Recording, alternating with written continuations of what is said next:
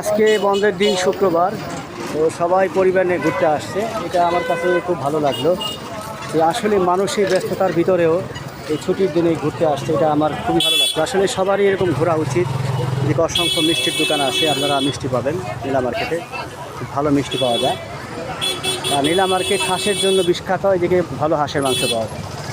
আসলে সবাই দেখেন জীবনের কিছু গুরুত্বপূর্ণ সময় তো পরিবারের সাথে কাটান, পরিবারের সাথে সুন্দর সময় ব্যয় করেন, এটা ভালো। আসলে জীবন তো আসলে অনেক ব্যস্ততায় আমাদের থাকবে, এর ভিতরে ঘুরতে হবে, আনন্দ করতে হবে। তো নীলা মার্কেটে আসলে দেখা যায় মানুষ কীভাবে সুন্দর সময় কাটাইতেছে এবং আনন্দ করে, এটা খুব ভালো লাগে আমার। এদিকে একটা খেলা, এদিকে আপনারা আসলে এই যে খেলাটা অংশগ্রহণ করতে পারবেন নীলা মার্কেটে।